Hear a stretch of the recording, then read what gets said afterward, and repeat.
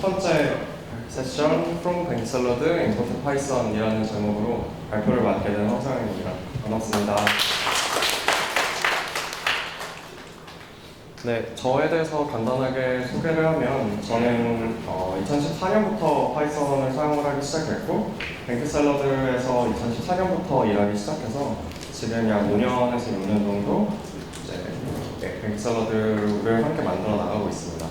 뱅크샐러드 서비스 초기에는 뭐 이것저것 안드로이드 앱부터 파이썬 서버부터 이렇게 이것저것 간단한 개발들을 진행을 해왔었고요. 그리고 지금은 뱅크샐러드의 마이크로 서비스 전반을 좀 설계나 마이크로 서비스 전반의 어떤 개발들을 담당을 하고 있습니다. 그래서 오늘 발표는 발표 설명에도 나와 있겠지만 첫 번째로 뱅크샐러드를 저희가 초기에 만들면서 내렸던 의사결정들이 있어요. 그 의사결정들을 지금 2019년 버전으로 돌이켜보면서 잘했던 점들이 있다면 그게 어떤 거였던 것 같고 그때 어떤 생각이었고 혹은 그때는 몰랐지만 지금 생각해보니 이런 식으로 해석을 할 수 있을 것 같다 라는 거를 좀 말씀을 드리고 싶고요. 그리고 두 번째로 그 과정에서 어쩌다 파이썬을 골랐고 어쩌다 파이썬이 아직도 뱅크샐러드에서 쓰이고 있는지에 대해서 얘기를 해보면 재밌을 것 같고 그리고 마지막 세 번째로 지금 현재 뱅크샐러드는 어디에 어떻게 그래서 파이썬을 쓰고 있는지에 대해서 간단하게 좀 소개를 하는 세션으로 만들어 가려고 합니다. 그래서 발표 구성을 이런 식으로 해봤어요. 2014년에 뱅크샐러드를 처음 만들기 시작하면서부터의 이제 타임라인을 좀 훑어가면서 어떤 식으로 뱅크샐러드가 만들어져 나갔는지 스토리 라인을 이제 설명해드리는 형식으로 발표를 좀 진행해보려고 합니다. 그래서 2014년 말 그리고 2015년 초 뱅크샐러드를 처음 만들기 위해서 5명의 사람이 모여서 저희가 시작을 했습니다. 그래서 처음 보는 5명들이 모였고 어떤 무언가를 만들기 위해서 모인 5명들이 있었는데 이런 거 만들어 보면 어떨까라는 얘기들을 굉장히 많이 했었어요. 예를 들면 그때 나왔던 아이디어들이 나한테 맞는 정치인을 찾아주면 어때? 혹은 한국의 링크드인을 만들어 보자 약간 이런 되게 뜻있는 이야기들이 많이 오가다가 저희가 내던 아이디어 중에 하나가 카드를 정말 잘 골라주는 카드 추천 서비스를 만들어 보면 어떨까라는 아이디어가 있었습니다. 그래서 이게 당시에 저희가 2014년, 15년에 만들었던 뱅크샐러드 웹사이트예요. 그래서 이게 그때 아이디어가 나왔던 카드 추천이라는 서비스인데요. 이 서비스는 굉장히 간단한데 여기 보이듯이 왼쪽에 이제 여러 우리가 익숙한 그 브랜드들이 있죠. 그래서 우리가 한 달에 예를 들면은 스타벅스에 월 5만 원을 쓰고 혹은 내가 차가 있어서 한 달에 어디 주유소에 얼마 정도를 쓰고 이런 식으로 내가 브랜드에 월 얼마 정도를 지출을 하는지를 이렇게 인풋 값으로 넣으면 그걸 바탕으로 가장 혜택이 큰 카드를 계산해서 카드를 추천해주면 어떨까 하는 아이디어로 시작한 서비스였어요.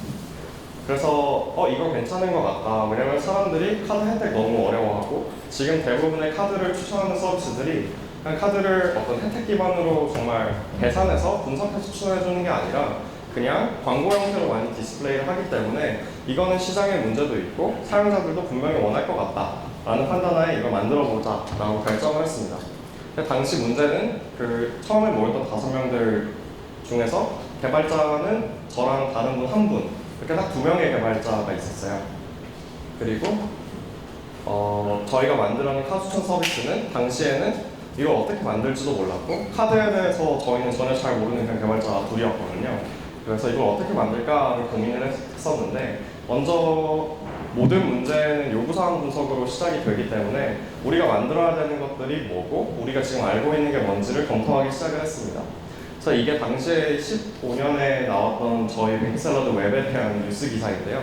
이걸 가지고 요구사항을 좀 얘기를 해보려고 합니다. 그래서 저희가 당시에 카드의 혜택을 개선하기 위해서 계산을 해야 됐던 대략적인 연산량이 카드가 2080종이 있었고 2080종에 평균적으로 혜택 개수가 16개 정도가 있고 이런 식으로 뭔가 팩터들을 곱했을 때 대략적으로 저희가 한 번 카드를 계산해서 보여줄 때마다 약 한 100만 번쯤의 계산을 해야 되고 또 서비스는 빠르면 빠를수록 좋기 때문에 100만 번의 어떤 계산이 1초 내로 결과값이 나오면 좋겠다. 이런 게 이제 어떻게 보면 저희가 갖고 있던 요구사항이었던 거죠. 그랬을 때 이제 저와 다른 개발자 1명이 사용할 줄 알던 혹은 익숙하게 사용하던 언어들을 이렇게 놓아봤을 때 공통점은 이제 자바를 저는 쓰고 싶었지만 왜냐면 자바가 익숙하기도 했고 무엇보다 뭔가 되게 100만 번 연산을 하는 HTTP 서버가 1초 미만으로 결과값이 나오려면 왠지 자바를 써야만 할 것 같았지만 저희 두 개발자가 같이 개발을 하기에 좀 익숙한 언어였던 파이썬을 고르게 되었습니다.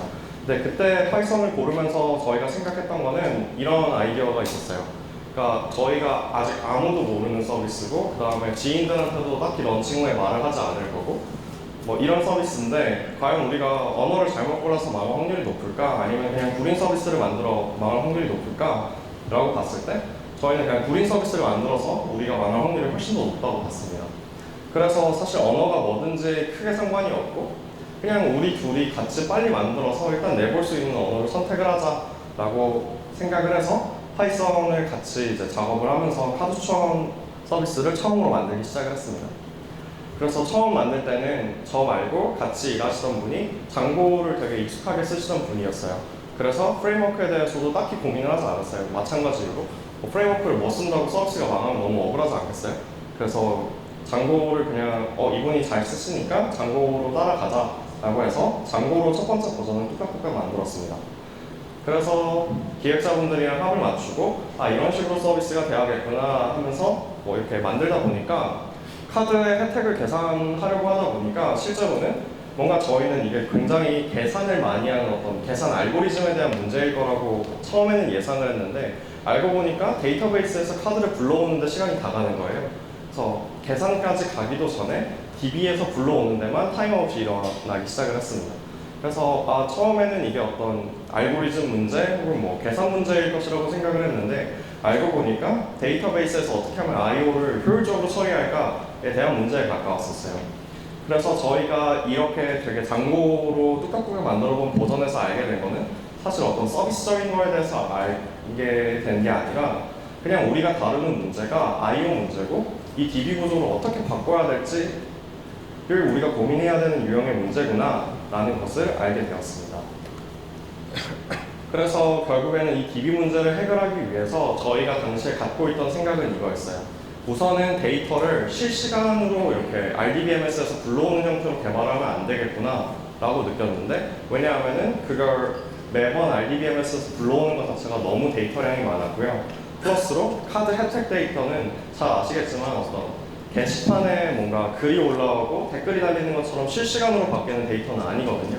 그렇기 때문에 이걸 정말 실시간으로 불러와야 할 마땅한 이유가 딱히 없었어요. 그렇기 때문에 그럼 우리가 캐시 기반으로 좀 더 효율적으로 데이터를 가져올 수 있는 형태로 데이터를 잘 말아서 어딘가에 저장을 해놓고 써야겠다 라고 판단을 했습니다.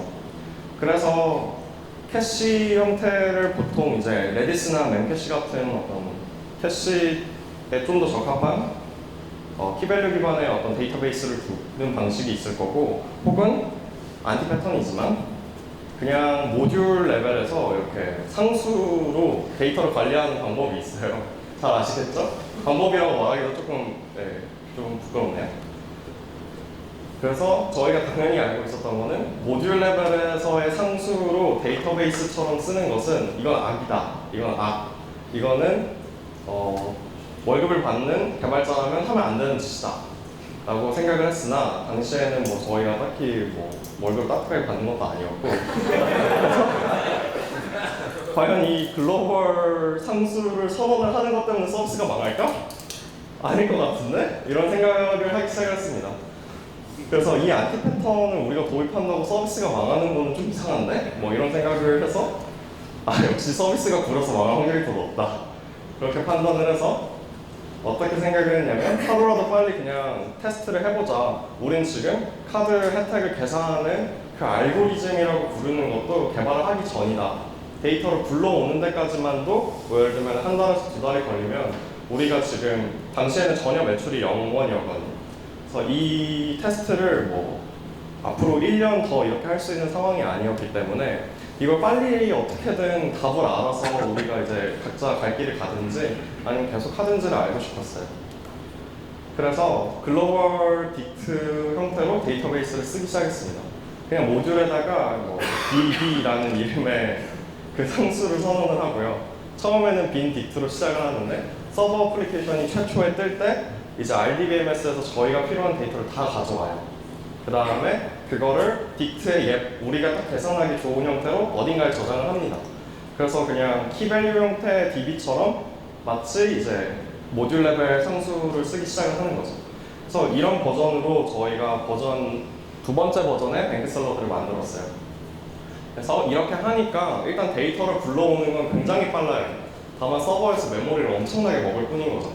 근데 어쨌든 그 데이터베이스에서 불러와서 혜택을 계산해보니 아주 느리긴 했어요. 그러니까 여전히 DB의 문제를 해결했을지언정 그걸 계산하는 계산 양 자체가 많다 보니까 이게 굉장히 오래 걸렸습니다. 근데 어쨌든 버튼을 누르면 한 10초? 막 사용자가 이제 이거 내 컴퓨터가 죽었나? 아니면 뭐 브라우저를 꺼야 되나? 하는 타이밍 즈음에 딱 떠요. 그래서 뭐지? 막 약간 이런 식으로 카드가 추천이 되긴 했습니다. 그래서 이런 식으로 개발이 됐었고요. 당시에는 저희가 어차피 데이터베이스를 안 쓸 작정이었기 때문에 굳이 우리가 장고 같은 프레임워크를 쓸 필요가 없겠다. 그냥 간단하게 불러와서 우리 알고리즘 짜는 데만 그냥 집중할 수 있게 굉장히 간단한 어떤 프레임워크를 쓰자라고 판단을 해서 당시에는 그냥 플러스로 뚝딱뚝딱 만들었었습니다. 그래서 이렇게 안티 패턴 덩어리에 어디 가서 이렇게 만들었다고 말하기 부끄러운 서비스를 가지고 한번 런칭을 해봤어요. 그래서 뱅크샐러드.com으로 들어오면은 이 서비스를 이용할 수 있게끔 열어는 놨습니다. 그리고 지인들에게 아무도 말하지 않았어요. 왜냐면 약간 부끄럽기 때문에. 근데 이걸 일단 출시를 해보고 막 네이버에 키워드도 좀 등록을 해놓고 신용카드 검색하면 막 나오는 식으로 이렇게 사이트 등록을 해놓는 거죠. 그런 식으로 해보니까 한 달에 한 100명 정도 들어왔고 한 달에 한 세션이 600개 정도 잡히긴 하더라고요. 그래서 이게 당연히 어떤 서비스를 지속할 수 있는 양의 사용자 유입은 당연히 아니었는데요. 적어도 이분들이 들어와서 우리가 얼마나 형편없이 만들었는지를 지표로 보여주기에는 아주 충분했어요. 그러니까 처음에 버전에서는 도대체 이 사이트가 뭐지? 하면서 아무도 버튼을 누르지 않으시더라고요. 그래서 처음에 들어왔을 때 어떻게 하면 버튼을 누르게끔 이 사이트가 뭔지를 알려줄까에 대해서 뭔가 프론트에서 HTML을 바꾸는 식으로 막 작업을 해볼 수 있었고, 그 다음에 이제 버튼을 눌러서 카드 추천을 받기 시작한 분들이 어쨌든 저희가 서버가 돌아가잖아요. 10초씩 돌아가는데 당연히 당시에는 뭐 QA 엔지니어도 없고 저희가 빠방한 테스트 인프라를 갖추고 있던 것도 아니었기 때문에 결국 그 100명이 리포트 해주는 게 결국 QA가 됐습니다. 그래서 이런 계산 로직 버그도 있구나 뭐 이런 것도 저희가 알게 되고, 어쨌든 빨리 출시해봄으로써 저희는 이제 DB를 사용하지 않는 어떤 그 죄를 저질렀음에도 불구하고 계산 로직에 대해서는 저희가 계속 고도화를 할 수 있는 어떤 발판들을 계속 가지고 있었어요. 그리고 앞서 말씀드린 대로 이게 당시에 구글 애널리틱스 저희가 사진을 찍어놓은 걸 슬랙에서 찾았는데 당시에 한 600명 정도가 들어왔을 때 이런 식으로 이벤트들이 찍히는 것들을 확인할 수 있었어요. 그러니까 아래쪽에 보시면은 최종적으로는 카드 발급까지 이어지는 게 예를 들면 뭐 57명? 막 이런 식으로, 그래도 어쨌든 600 세션이 들어왔을 때 우리가 최종적으로 돈을 벌 수 있는 액션까지 가는 게 몇 명이구나 라는 지표는 저희가 최소한 알게 된 거예요. 그러니까 원래는 저희가 지표도 없었고 이 서비스를 쓰면은 이게 잘 될지 망할지조차 모르는 상황에서 이걸 내보니까 일단은 정말 못 만들었구나 라는 거 자체는 지표로 확인할 수 있었던 거죠. 그러면 여기서부터 이제 우리의 고민은 그럼 이걸 개선해서 더 나은 지표로 만들어서 더 나은 서비스로 만들어서 계속 할 것이냐, 아니면은 우리 빨리 다른 방향으로 돌릴까를 좀 고민할 수 있는 어떤 토양이 됐습니다. 그래서 버전 2를 내면서 저희가 배웠던 것들은 사용자는 매우 적지만 어쨌든 뭔가 하루하루 좀 배우는 게 있었어요. 사용자도 적으니까 사실 서비스가 안 돌아가도 상관이 없었고요. 그러니까 이게 느려서 안 나오는 건지 아니면 그냥 저희가 코드를 다시 배포하고 있어서 안 나오는 건지를 딱히 구별하지 않아도 됐기 때문에 그냥 저희가 HTML에서 뭔가 이렇게 짜잘짜잘하게 뭐 스타일에 뭐 컬러 같은 거 넣어가지고 색깔 바꿔보면 어떻게 바뀌는지를 굉장히 적은 양이지만 그럼에도 불구하고 볼 수 있었고, 저희 서비스의 굵직굵직한 로직들을 다듬을 수 있는 시간이 되었습니다. 그래서 테스트 케이스를 많이 확보할 수 있었던 것 같고, 그 다음에 우리가 이렇게 만들었는데 지표가 이렇게 나온다라는 사실 자체를 안 것만으로도 저희가 사업을 계속할지 아닐지 결정하는 데 굉장히 큰 도움이 됐어요. 그랬는데 정말 놀랍게도 이게 10초씩이나 걸리는 서비스였는데 그래도 저희가 보기에는 100명이 들어왔을 때 한 명이 카드 한 장을 발급받으면 예를 들면 저희한테 얼마씩이 떨어지는데 이 구조가 그럼에도 불구하고 나쁘진 않은 거예요. 되게 큰 사업으로 만들 수는 없겠지만 그래도 우리 5명이 먹고 살 만한 사이즈로 만들 수는 있지 않을까라는 생각이 하기 시작했습니다. 그래서 그럼 우리 다음 버전 한번 만들어보자. 이거 좀 더 키워보자. 좀 더 제대로 만들어보자. 라고 판단을 했습니다. 그래서 일단은 가장 큰 문제라고 봤던 게 더 많은 사용자가 쓸 수 있어야 하는데 한 번에 어떤 응답 결과가 나오는데 10초씩 걸리는 서비스는 다 아시겠지만 굉장히 안정성이 안 좋잖아요. 그래서 사실은 마케팅을 해도 문제예요. 더 많은 사용자가 들어오면은 메모리는 또 메모리대로 엄청 많이 먹기 때문에 서버 한 대씩 더 비싼 서버들을 많이 띄워야만 스케일의 문제들이 있었거든요. 그래서 더 많은 사용자가 쓰려면 일단은 이 계산 성능 문제를 정말 많이 해결을 해야 된다라고 판단을 했습니다. 그랬을 때 우리가 지금 카드 추천 결과가 나오는 데까지 오래 걸리는 가장 큰 요인들이 뭘까를 저희가 프로파일링을 해봤을 때 DB 호출은 당연히 아니었어요. 왜냐? 그냥 메모리에 있는 딕트에 접근하기만 하면 되기 때문에 데이터와 관련된 건 전혀 성능의 문제가 아니었습니다.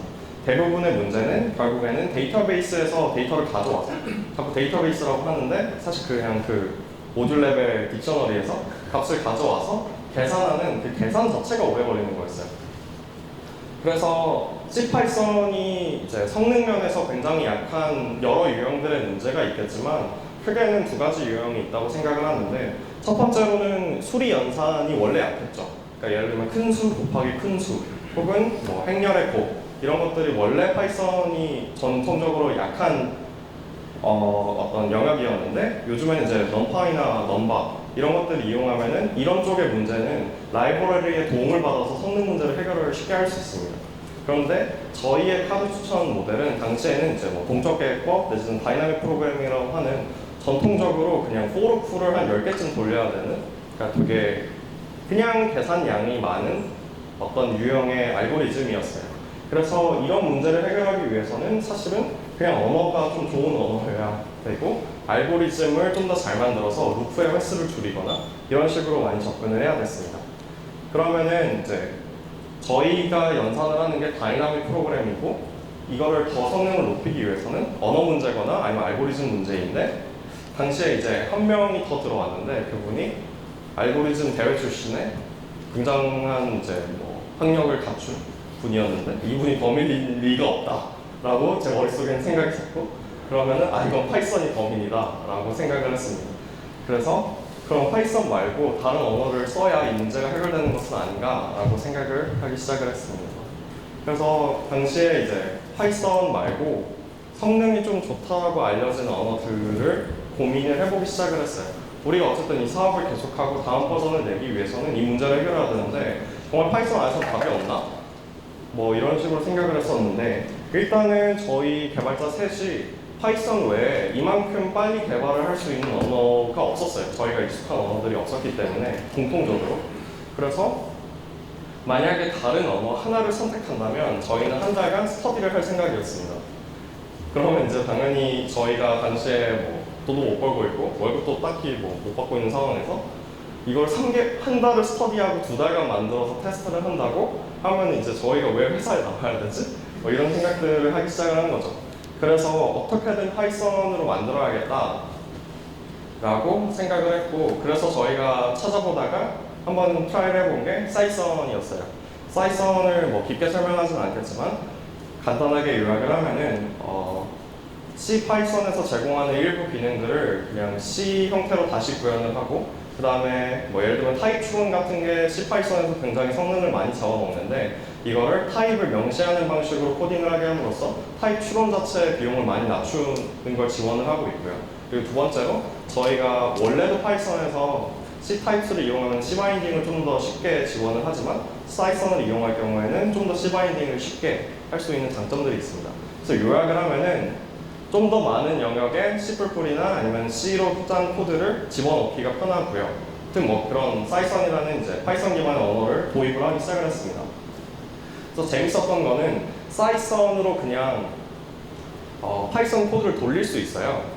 그러니까 파이썬 코드를 단 한 줄도 고치지 않고 그냥 사이썬으로 실행을 하기만 해도 저희 같은 경우는 한 20% 정도 성능이 올라가더라고요. 그래서 뭔가 그걸 보고 아 이건 된다, 이건 될 것이다 뭐 이런 생각을 했던 것 같아요. 그래서 사이썬을 도입을 했고 당시에는 거의 국내에서 사이썬을 쓰는 케이스는 찾아볼 수가 없더라고요. 당연히 왜 그런 짓을 하고 있겠어요 라고 생각을 했죠. 왜냐면은 보통 이런 문제가 있으면 다른 언어를 선택을 하거나 아니면 다른 방식으로 비즈니스를 바꾸려고 노력을 할 텐데 저희 같은 경우에는 그냥 깡으로 파이썬의 성능을 높이고자 했어요. 그래서 사이썬을 통해서 많은 타입들을 명시하기 시작했고요. 뭐 cdef 뭐 이런 식으로 타입을 명시하는 걸로 타입 추론에 대한 어떤 오버헤드를 줄이는 데 집중을 했고, 그 다음에 저희 알고리즘에서 빈번하게 실행이 되는 함수들이 있었어요. 아마 핵심 로직에 가까운 어떤 가장 헤비한 연산들이었겠죠. 그 연산들을 저희가 다시 C++이나 아니면은 뭐 C로 일부 다시 짜기 시작했습니다. 예를 들면은 뭐 특정 여기서부터 여기까지 이 사람의 소비 금액을 알아야 되는 로직 같은 경우에는 뭐 이거를 바이너리 그 썸으로 이렇게 짜는 거를 뭐 C로 바꾼다든지, 네 아무튼 그랬습니다. 그래서 저희가 이렇게 사이썬으로 막 어떤 거는 C로 짜고 어떤 건 C++로 짜고 막 이렇게 하다 보니까 저희가 결국에는 얻은 결과물은 처음에 버튼을 눌렀을 때 한 10초 정도 걸리던 게 이제 사이썬 기반으로 바꾸고 나니 버튼 누르기 한 4초 정도가 걸리더라고요. 그래서 이거는 이제 사용자가 인터넷 브라우저가 죽었나를 확인하는 수준은 아니었어요. 그냥 뭔가 뱅글뱅글 계속 돌아가고 있는데 언제 나오지? 하는 시점에 나오는 약간 그 정도의 수치였습니다. 그래서 여전히 안정적인 서비스는 어렵겠다라고 판단을 했어요. 왜냐면은 한 번 요청을 보낼 때마다 4초씩의 어떤 시간이 걸리는 HTTP 서버는 되게 스케일 아웃을 많이 요구하는 서비스다 보니까 안정적인 서비스 운영은 어렵겠다라고 판단을 했는데, 그럼에도 불구하고 확실히 10초보다 4초로 줄어드니까 지표가 2배 이상 좋아졌어요. 그래서 이거는 그래도, 왜냐면 워낙 지표가 안 좋았기 때문에 2배 이상 올리는 건 그렇게 어렵지 않았습니다.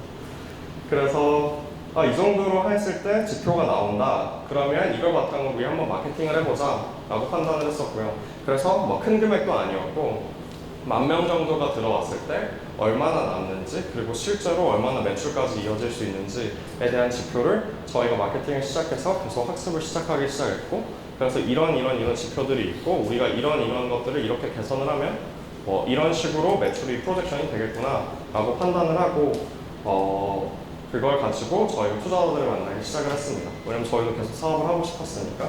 그래서 첫 번째로 가능성을 좀 인정받아서 첫 투자도 유치하게 됐고, 어쨌든 이제 글로벌 딕셔너리로 돌아가고 있었겠지만 당시에 투자자분들에게 당연히 그런 얘기는 하지 않았고, 그래서 덕분에 첫 투자를 받게 되었습니다.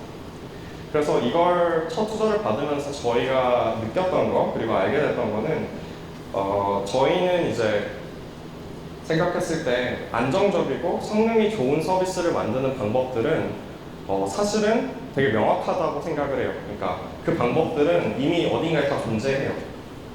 근데 명확하다고 해서 당연히 쉬운 건 아니죠. 예를 들면 전교 1등이 되는 가장 명확한 방법은 모든 시험에서 100점을 맞는 거거든요. 근데 그거는 쉽진 않죠. 근데 어떻게 해야 되는지 그 어떤 방향은 되게 명확한 거죠.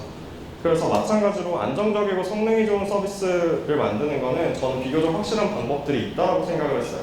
업계에는 이미 디펙트 스탠다드가 있고요. 그거 아는 사람들이 분명히 주변에 있고 그걸 적용하고 있는 회사들이 꽤 많습니다.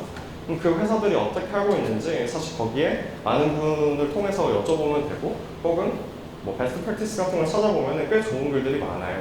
그래서 안정적으로 만드는 방법들은 비교적 리소스가 많이 있습니다. 근데 반면에 저희가 만들어낸 서비스를 성공시키는 방법들은 업계 내에서 베스트 프랙티스 같은 게 좀 없어요. 그래서 이 방법을 알기가 굉장히 어려웠습니다. 그래서 저희는 이런 게 이제 되게 불확실성이 큰 문제들이라고 봤고요. 그러면 좋은 서비스를 만드는 일은 결국에는 더듬더듬 저희가 서비스를 내보고 사람들이 어떻게 반응하는지를 보고 그렇게 해서 방향을 조정하면서 가야 되는 문제라고 봤습니다. 그래서 그때부터 2016년, 그러니까 2015년을 겪으면서 저희 개발팀이 갖게 됐던 어떤 개발 전략은 어떻게 하면은 방향을 빨리 조정할 수 있는 방식으로 개발을 할 수 있을까가 저희에게 가장 중요한 질문이 됐어요. 그러니까 우리가 지금 가고 있는 길이 잘못된 길이라면 이 길이 잘못됐다는 피드백을 어떻게 하면 빨리 받을 수 있을까? 어떻게 하면 그런 형태로 개발을 할 수 있을까?가 사실은 이제 저희가 생존을 위해서 선택한 개발 전략이었습니다. 어떤 서비스의 안정성보다는 좀 더 피드백을 빨리 받을 수 있는 형태로 개발을 하자. 그래서 이제 2016년이 됐고 2016년에는 저희가 당연히 이제 매 해마다 왜 하루가 지났을 뿐인데 새해가 되면 뭔가 새로운 결심을 하는지 모르겠는데 저희가 2016년이 되니까 이제 더 많은 사람들이 카드 추천을 받았으면 좋겠고 우리의 비즈니스가 한 번 더 스케일업이 됐으면 좋겠다라고 생각을 했어요.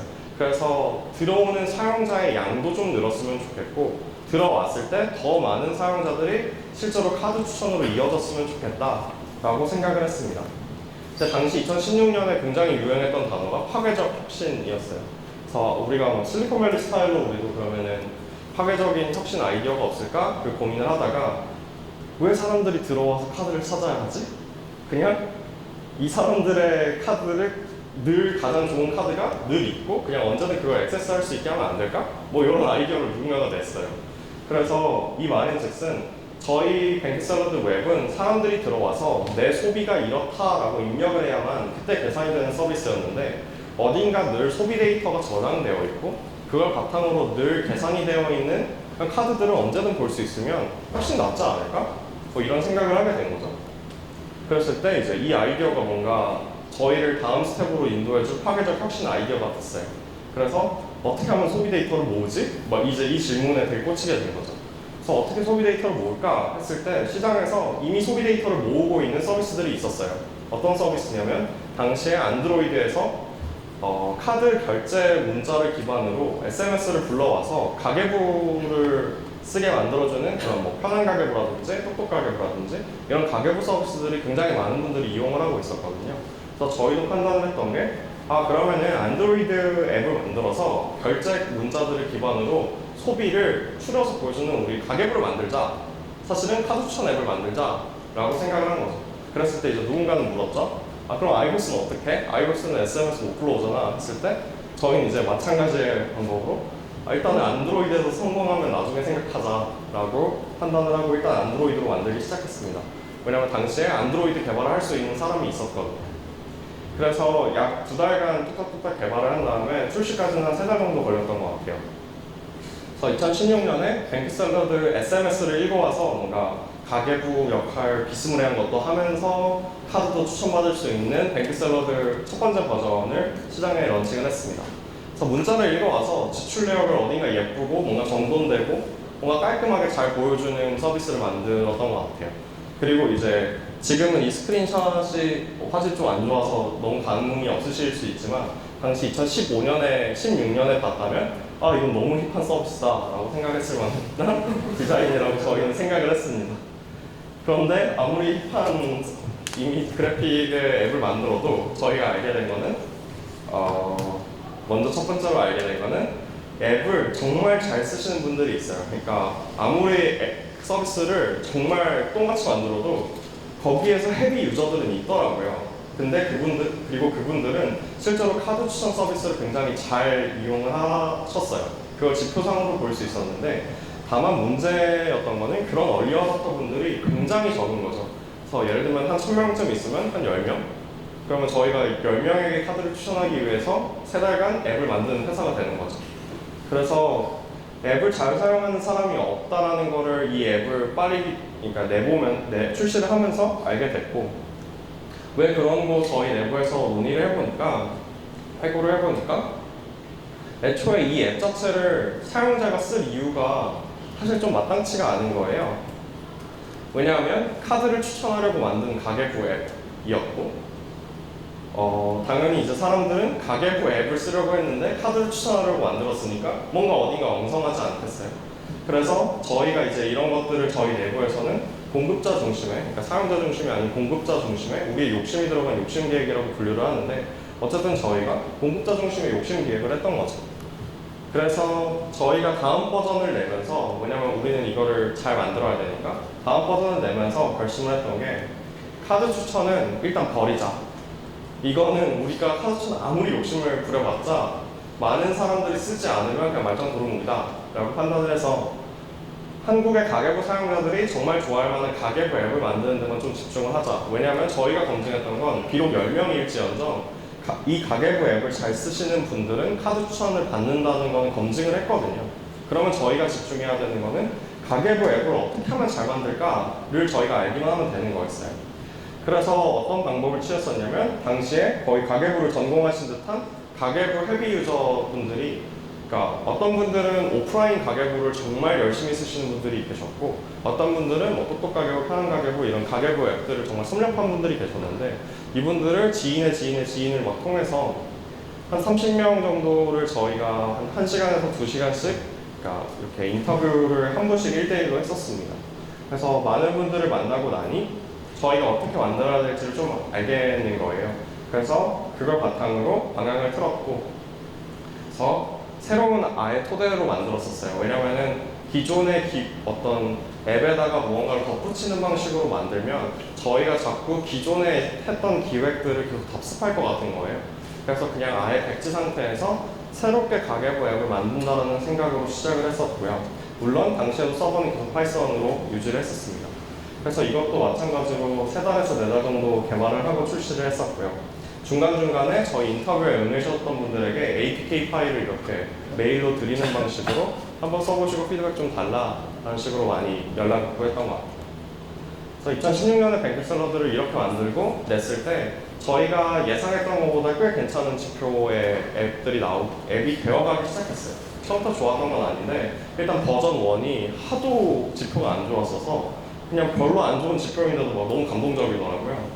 그래서 2016년에 뱅크샐러드 버전 2를 내면서 일단 사용을 시작하면 꽤 많은 사용자가 계속 남는 서비스를 만드는 데까지는 좀 성공을 했던 것 같고 2016년까지 저희가 했던 결과들을 돌이켜봤을 때 저희가 알게 된 거는 가계부를 쓰는 사람들은 카드 추천을 받고 가계부 사용자들이 만드는 가계부 앱은 대략 이런 모습이구나, 우리가 이렇게 만들면 되겠구나 까지를 저희가 알게 되었습니다. 그래서 이런 레슨원을 바탕으로 저희가 뱅크샐러드 지금 현재 구글 플레이나 앱스토어에서 받을 수 있는 그 버전의 뱅크샐러드 앱을 만들기 시작을 했어요. 그래서 이런 레슨원을 바탕으로 뱅크샐러드 앱이 현재 버전까지 왔고 현재 뱅크샐러드는 가계부 앱을 넘어서서 모든 경제 인구가 좀 돈 관리 앱으로서 쓸 수 있게끔 그런 방향으로 나아가는 중이고요. 그리고 돈 관리와 관련한 다양한 도메인의 데이터들이 있어요. 계좌, 카드, 뭐 부동산, 자동차 등등 이런 도메인의 데이터들을 어떻게 하면 효율적으로 모으고 효율적으로 처리하고 그걸 바탕으로 학습할지를 고민을 하고 있습니다. 그래서 현재 뱅크샐러드는 저희가 워낙 서비스 규모도 좀 있고 여러 다양한 도메인을 다루다 보니까 그 안에서 하나의 언어만으로 모든 게 통일되지는 않았는데요. 약 70% 이상의 코드가 파이썬으로 작성이 되어 있고요. 주로 대부분의 서버를 전부 다 파이썬으로 작성을 하고 있습니다. 단순 CRUD를 처리하는 서버부터 꽤 복잡한 비즈니스 로직 처리까지 모두 파이썬으로 진행을 하고 있는데요. 오히려 파이썬 외에 30%의 언어들을 왜 쓰고 있는지가 궁금하실 텐데 이거는 이제 각각 언어의 각자의 사정에 의해서 도입이 됐습니다. 그래서 예를 들면 스칼라 같은 언어는 카드 추천을 결국 스칼라로 다시 만들었어요. 아주 나중에. 그래서 관련된 내용은 작년에 파이콘에서 제가 했던 발표에 좀 더 자세하게 나와 있습니다. 그리고 저희가 이제 파이썬을 도입하는 영역들이 금융사와의 전문 통신이라고 하는데 금융사와 데이터를 주고받는 이제 형식이 어떤 HTTP 호출을 통한 JSON을 받는 게 아니고 TCP 소켓을 열어서 바이트를 주고받는 형식이에요.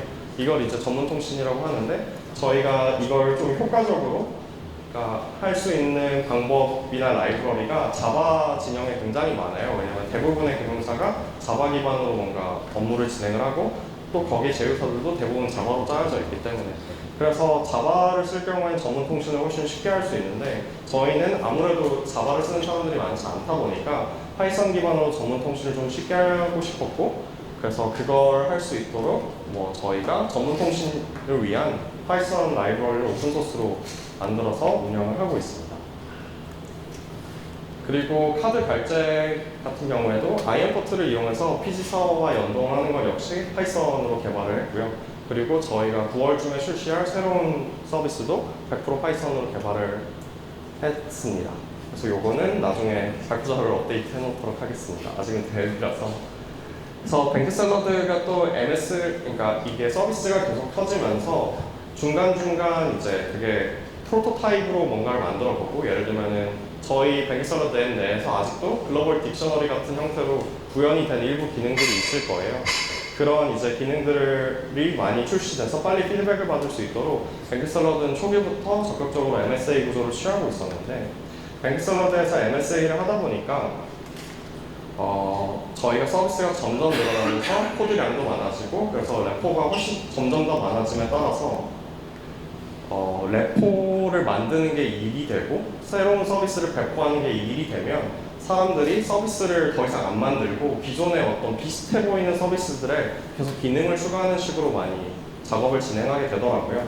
그래서 이렇지 않고 새로운 서비스를 만드는 일이 어렵지 않고 되게 쉽게 할 수 있도록 저희가 파이썬 어떤 프로젝트를 만드는 거를 좀 템플릿화를 했습니다. 그래서 그런 템플릿화를 저희가 layList/python이라는 걸로 공개해서 운영을 하고 있고요. 여기에 이제 쿠키 커터라는 도구를 통해서 저희가 만들어 놓은 파이썬 프로젝트 템플릿을 그대로 적용을 해서 새로운 레포를 띄울 수 있고, 이걸 실제로 배포할 수 있는 도커 파일까지 내부에서 전체적으로 다 포함이 되어 있기 때문에 이걸 이용해서 내부에 배포하고 새로운 서비스를 만드는 걸 굉장히 난이도를 많이 낮췄습니다.